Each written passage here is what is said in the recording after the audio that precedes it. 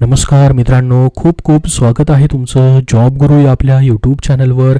मित्रांनो, आरोग्य विभाग अंतर्गत अजून एक नवीन जाहिरात प्रसिद्ध झालेली आहे, जी की मित्रांनो चंद्रपूर शहर महानगरपालिका चंद्रपूरसाठी असणार आहे.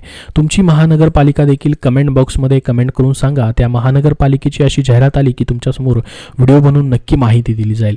तर बघा, चंद्रपूर महानगरपालिकेच्या आरोग्य विभागाअंतर्गत ही जाहिरात देण्यात आलेली आहे.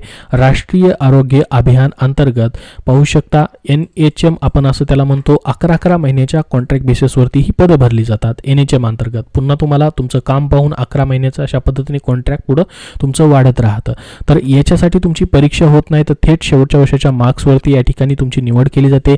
कुठली पदं भरली जात आहेत, काय पात्रता असणार आहे, अर्ज कसा करायचा, शेवटची तारीख काय असणार आहे, संपूर्ण माहिती आपण पाहूयात. ही PDF फाईल पाहण्यासाठी लिंक तुम्हाला मी डिस्क्रिप्शन बॉक्समध्ये दिले आणि आपल्या टेलिग्राम चॅनलवरती देखील तुम्हाला पाहायला भेटेल. तर बघा, याच्यामध्ये टोटल 4 केडरची पदं भरली जात आहेत. 4 नंबरचं सर्वात महत्त्वाचं पद आहे ते म्हणजे ANM साठी जागा कमी निघतात. ANM बऱ्याच जणांचं झालेलं असतं. तुमचे कोणाचे ओळखीचे ANM झाले तर त्यांच्यापर्यंत ही माहिती नक्की शेअर करा, जेणेकरून त्यांना महत्त्वाच्या जॉबविषयीची माहिती भेटेल. तर बघा, ANM साठी तुमचं 10वी उत्तीर्ण पाहिजे आणि ANM कोर्स केलेला पाहिजे. वयोमर्यादा 18 ते 38 वर्ष असणार आहे. यासाठी बघा, तुम्हाला स्टार्टिंग पेमेंट 18,000 पर मंथ इतकं असणार आहे. 8 जागा आहेत, ज्यामध्ये बघा अजसाठी 1 जागा आहे, अजसाठी 3, EWS साठी 4, अशा मिळून 8 जागा इथं भरल्या जात आहेत.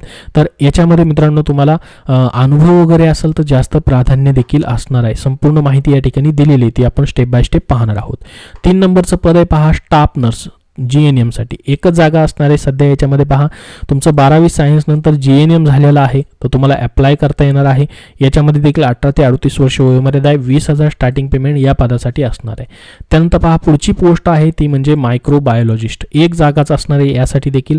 बघा, आता या ठिकाणी फक्त एवढ्याच पोस्ट आहेत. तुम्हाला इतर कुठल्या पदाविषयीची माहिती हवी असेल तर कमेंट बॉक्समध्ये तुमचं पद टाका. त्या पदाचे जर अशी जाहिरात आली तर तुमच्यापर्यंत व्हिडिओ बनवून नक्की माहिती दिली जाईल. बघा, या मायक्रोबायोलॉजिस्ट पदासाठी MBBS विथ MD मायक्रोबायोलॉजी तुमचं पाहिजे. 75,000 स्टार्टिंग पेमेंट असणार आहे. त्यानंतर वैद्यकीय अधिकारी MBBS साठी 5 जागा असणार आहेत. याच्यासाठी देखील 60,000 पर मंथ इतका पेमेंट असेल. MBBS तुमचं झालेलं असणं आवश्यक आहे. तर ही सर्व पदं जी आहेत भरली जात आहेत. सध्या तरी एवढ्याच पदांची चंद्रपूर मनपासाठी जाहिरात आहे. इतर देखील जाहिराती प्रसिद्ध झालेल्या आहेत. तुम्हाला इतर व्हिडिओमध्ये ती देखील माहिती वेळोवेळी पाहायला भेटणार आहे.